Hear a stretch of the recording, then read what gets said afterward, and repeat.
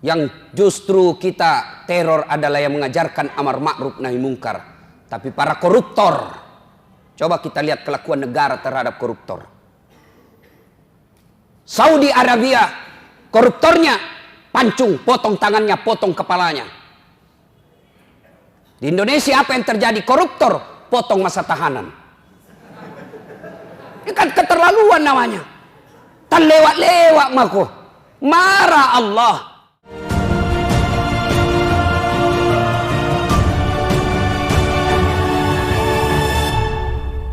Beberapa hari yang lalu kita dikejutkan dengan bencana alam yang tidak tanggung-tanggung. Tsunami, gempa bumi, disertai dengan lumpur yang berjalan. Badan Penanggulangan Bencana Nasional mencatat tidak kurang dari 5.000 orang menjadi korban jiwa dari bencana ini. Semua para ahli berbicara, ahli geologi berbicara, ahli lingkungan berbicara, kemudian ahli agama pun berbicara. Kita orang awam tidak masuk akal dan berkata, kenapa bisa? Bisanya begitu. Kok kenapa ini terjadi? Macam-macam analisis kita. Barangkali seorang ahli geologi menjelaskan selogis-logisnya. Katanya tidak masuk akal. Bagaimana tidak masuk akal? Kalau Allah yang mau, segalanya bisa terjadi. Jangankan yang punya sebab, jangankan yang masuk akal, yang tidak masuk akal saja bisa terjadi kalau Allah mau. Tak masuk akal perempuan bisa hamil tanpa pernah disentuh laki-laki. Ilmu biologi kedokteran menjelaskan, mana bisa perempuan hamil kalau tidak pernah disentuh laki-laki. Itu kata ilmu. Tapi kalau Allah yang mau, Siti Maryam, wanita suci, tidak pernah disentuh laki-laki, hamil melahirkan Isa alaihissalam. Tak masuk akal. Kalau Allah mau, terjadi. Bagaimana bisa bergempa? Kita orang Sulawesi Selatan rasa aman. Kenapa? Para ahli geologi berkata, Sulawesi masih jauh. Bos, biar masih jauh kata manusia. Kalau Allah mau, nak goncang-goncang sedikit, mati kita. Tidak ada istilah. Nah, kalau begitu, saya tidak membahas masalah ini. Kenapa bisa terjadi? Karena dalam Al-Quran, musibah, bencana, gempa dan sejenisnya tidak akan terjadi kecuali diundang. Bahasa agamanya, bahasa Qur'annya, musibah itu datang karena diundang oleh manusia. Apa penyebab datangnya musibah? Saya tidak bahas melalui ilmu teknologi, tapi saya mencoba memperjelaskannya dari Al-Quran sebagai sumber ilmu pengetahuan umat Islam. Ini tidak ada hubungan dengan geologi. Ini hanya pedoman buat orang beriman. Kalau Bapak percaya berarti Bapak termasuk orang beriman. Kalau Bapak bilang tidak ada hubungannya berarti Bapak pura-pura beriman. Apa landasannya? Silahkan buka Al-Quran, surah Al-Imran ayat 112. Setidaknya dalam Al-Quran itu didapati informasi ada 4 penyebab datangnya musibah yang menyebabkan sebab datang bencana alam ini. Undangan itu datang gara-gara apa?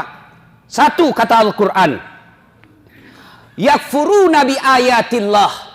Mereka kufur terhadap ayat-ayat Allah. Mereka dustakan ayat-ayat Allah. Menurut orang Islam ada 2 ayat Allah. Ayat tertulis dan ayat tercipta. Ayat tertulis Al-Quranul Karim, ayat tercipta lingkungan alam. Bagaimana sikap manusia khususnya bangsa Indonesia terhadap ayat-ayat Allah? Coba ngaku beriman, ngaku ketuhanan yang Maha Esa. Bahkan ditulis, dideklarasikan dalam Undang-Undang Dasar Republik Indonesia. Konstitusi kita mengakui dengan rahmat Allah yang Maha Kuasa. Atas berkat rahmat Allah kita merdeka. Tapi apa kelakuan bangsa Indonesia? Azan, pembacaan ayat suci di Quran dianggap mengganggu. Coba Al-Quran, katanya kita umat beragama, katanya kita percaya kepada Tuhan yang Maha Esa. Kok bisa-bisanya pengajian mengganggumu? Kok bisa-bisanya suara azan membuat kau risih? Gimana Allah tidak marah? Hasilnya bilang, kan ditahu itu jadwal. Namanya juga, jangan terlalu keras. Ya namanya panggilan pasti dikeras. Allahu Akbar, Allahu Akbar. Ya namanya panggilan pasti dikeraskan. Kalau dikecilkan, bukan namanya panggilan Pak, si bicie. Dasat dipanggil, dasat. Nah, itu baku bici namanya itu. Apabila kufur terhadap ayat-ayat Allah, maka itu salah satu penyebab datangnya undangan musibah. Nah, berikutnya itu ayat Quran. Kalau ayat yang tercipta, mari kita lihat perlakuan kita terhadap sumber daya alam kita. Dihabisi tanpa ada perbaikan. Saya kalau perjalanan Pak, dari Balikpapan ke Bontang, dari Balikpapan ke Sangatta, Kalimantan Timur, dari pinggir jalan kita lihat hijau. Tetapi kita naik di atas pesawat, habis gundul hutan kita. Dan anehnya siapa yang menikmati? Bukan masyarakat Indonesia. Siapa yang menikmati? Orang dari luar negeri. Gimana Allah tidak marah? Kita punya sumber daya alam melimpah. Tapi siapa yang menikmati? Orang-orang kaya yang tertentu saja di Indonesia. Dan berlebihan caranya menikmatinya. Nah, kalau ini ya tunggu mi. Tajan nih. Calon aku puang nih. Yang kedua. Penyebab menurut surah Al-Imran. Wa yaktuluna anbiya'i bighairi haq. Mereka membunuh Nabi secara tidak hak. Nah, bila mahasiswaku di Unhas. Bagaimana caranya membunuh Nabi Ustaz? Nah, tidak ada Nabi. Secara fisik kita tidak akan membunuh Nabi lagi sekarang. Tapi apa cara kita membunuh Nabi? Sunnah-sunnahnya kita bunuh. Sunnah-sunnahnya kita injak. Mana sunnah-sunnah Nabi? Ayo kita lihat saja. Pengantin. Jelas-jelas Nabi menjelaskan. Kau makan dan minum duduk. Karena makan dan minum berdiri adalah cara seperti setan. Tapi apa yang terjadi di tengah-tengah kita? Gedungnya Islamic Center. Pengantinnya bapaknya haji dua-duanya. Turut mengundang alim ulama. Tapi apa yang terjadi ketika pesta pengantin? Standing party. Dan kita bangga dengan itu. Pantas sunnah-sunnah Nabi kita injak-injak. Masih berkaitan dengan pengantin. Ini riolo ugie. Mangkasae. Masiri kiko anak tak sibau rane. Malu kita kalau anak kita belum menikah sama laki-laki. Tapi apa lihat Pak, tinggi sekolahnya bapaknya, profesor doktor bapaknya, tokoh masyarakat bapaknya. Kita lihat undangan pengantinnya, belum ijab kabul anaknya sudah baku peluk fotonya di undangannya. Jangan lihat Pak. Yang mengundang tinggi sekolahnya, tokoh masyarakat, disegani, terpopuler di suatu kampung. Tapi lihat undangan pengantinnya anaknya. Belum pi ijab kabul sudah baku peluk. Dikasih bodoh-bodoh sama fotografer. Ya, maju-maju kok sedikit.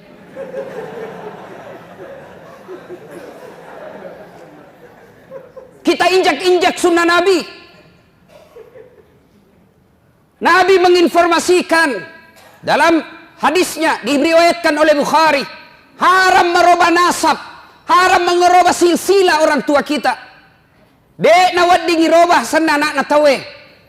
Tapi apa yang terjadi? Kita sok barat-barat. Sudah menikah, istri tak langsung siapa namanya di belakangnya istri tak suaminya. Siapa ngajar gitu? Nabi sudah jelas tidak boleh kau robah namanya bapaknya istrimu di belakang.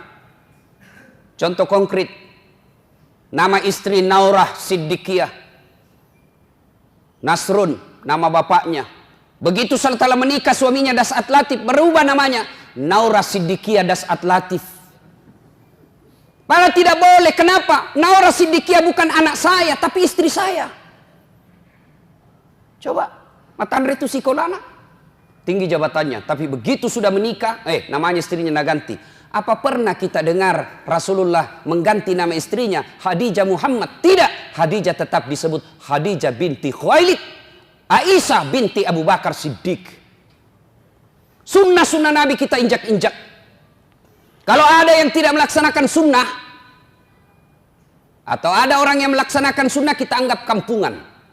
Kita lihat saudara kita yang agak naik-naik celananya sedikit, dibilang apa? Banjir di Kapang. Ada saudara kita memelihara jenggotnya karena cintanya kepada sunnah, apa dia bilang? Dedek lewat-lewat naso alim. Apabila sunnah Nabi kita injak-injak, tunggu azab Allah akan datang. Wa yaqtuluna anbiya'i bighairi haq.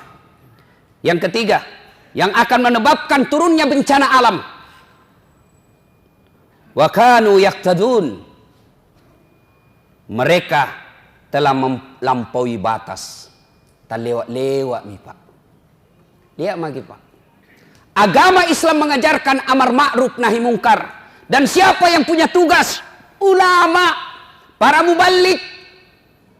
Tapi bagaimana kelakuan kita terhadap ulama? Bagaimana kelakuan kita kepada mereka yang melaksanakan amar ma'ruf? Mereka yang tulis la ilaha illallah dianggap teroris. Mereka yang menulis la ilaha illallah dianggap anti NKRI. Masa kalimat tiada Tuhan selain Allah kita takut? Dan siapa yang lakukan itu? Orang Islam sendiri. Anda yang lakukan kriminalisasi itu bukan non-muslim, orang non-Islam, kita masih bisa tolerir. Kenapa? Tidak mengerti. Islam sendiri, solatnya selalu mengucapkan la ilaha illallah, tapi takut dengan kalimat Allah, takut kalimat tauhid. Gimana caranya? Disebut lewat-lewat. Mana ada kasihan itu ulama pegang senjata? Mana ada itu ulama mengajarkan rongrong NKRI? Yang justru kita teror adalah yang mengajarkan amar ma'ruf nahi mungkar. Tapi para koruptor, coba kita lihat kelakuan negara terhadap koruptor. Saudi Arabia, koruptornya pancung, potong tangannya, potong kepalanya. Di Indonesia apa yang terjadi? Koruptor, potong masa tahanan. Ini kan keterlaluan namanya. Tan lewat-lewat mako. Marah Allah. Dan yang keempat, penyebab turunnya musibah di muka bumi ini, kata Allah menurut Al-Imran ayat 112. Dzalika bima adzau. Mereka berbuat zalim secara terang-terangan. Mereka berbuat dosa secara terang-terangan. Sekarang dosa sudah tidak dianggap lagi sesuatu malu. Beberapa kali saya masuk warung kopi. Karena ajak teman saya ngajak. Oke lah, nanti dibilang Ki sombong kalau diajak tidak datang. Saya datang, miris hati saya. Kok ada Bugis Makassar, budaya kita siri, budaya kita Matandre siri. Kok ada perempuan tidak malu-malunya merokok di depan umum. Yang membuat saya miris, merokok di depan umum karena dia pakai jilbab. Dan itu kita anggap biasa. Ini kan sudah terlewat-lewat. Kita orang Bugis Makassar, makunraye, ipaka lebih. Makunraye, Matandre onronna. Tapi kok bisa-bisanya pakai jilbab dengan rapi di depan laki-laki, orang banyak meliriknya, dia santai dan merasa tidak malu merokok di depan umum pakai jilbab.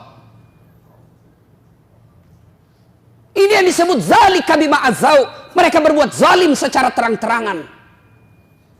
Belum lagi pembuat dosa. Dosa zina secara terang-terangan. Mereka secara terang-terangan membuat komunitas. Tidak malu dideklarasikan dirinya. Riolo makadete oma siri-siri kok mapigau salah. Sekarang apa dia bilang? Biasa nih. Dulu kalau ada perempuan hamil diusir dari kampungnya. Masuk kok upaka siri kasih di kampung. Bapak rela dia buang anak gadisnya. Untuk apa? Karena dianggap membuat aib buat keluarga. Sekarang apa? Nyata-nyata hamil 7 bulan pesta besar-besaran. Kejadian-kejadian seperti ini. Itu yang membuat azab Allah cepat datang.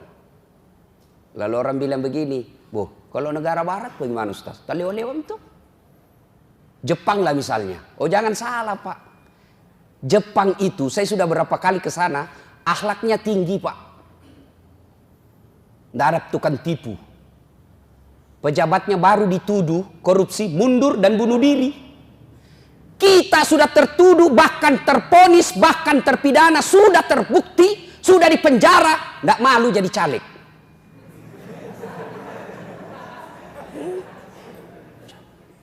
Apalagi kita lihat negara kita, bandingkan negara Eropa, barangkali yang banyak dosanya dibanding Indonesia. Oh, jangan salah Pak, mereka banyak dosanya tapi cerdas. punya teknologi yang bisa mengantisipasi bencana alam. Beberapa saat yang lalu ketika terjadi angin taifun di Jepang, saya ada di sana, Pak. Saya mau khotbah Jumat di sana. Mereka tidak panik. Kenapa? Mereka punya teknologi. Sebelum terjadi, 24 jam sebelum terjadi, di handphonenya sudah dia tahu angin itu sudah di sini sekarang. Lagi sekian jam sampai di lokasi kita. Apa di Indonesia? Sejak 2012, ternyata alat pencatat deteksi dini tsunami sudah rusak. Sejak 2012 baru Pina kasih tahu Ki. Kalau begini negara kita, jangan salah.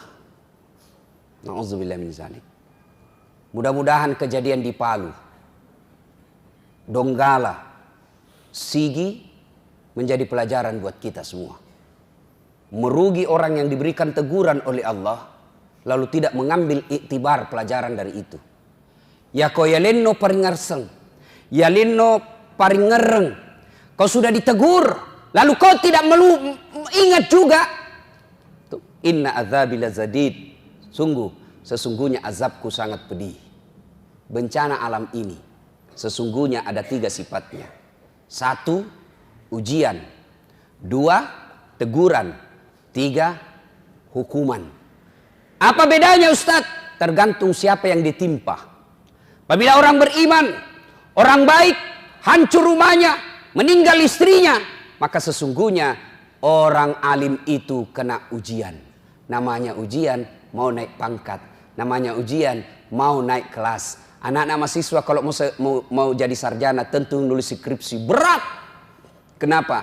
Anda mau mendapat gelar sarjana. Ujian. Yang kedua, teguran. Siapa mereka yang ditegur? Orang baik yang berbuat salah. Orang baik yang berbuat salah.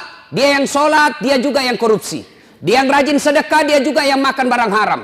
Dia yang juga amar ma'ruf, dia juga yang melakukan kemungkaran. Ditegur. Mari ngereko, kembali kau ke jalan yang lurus. Yang ketiga, hukuman. Siapa mereka? Orang kafir, pembuat dosa, durjana, maksiat, tidak pernah berbuat baik. Kena hukuman. Sesungguhnya dia bukan dicoba, tapi dia dihukum panjar dunia.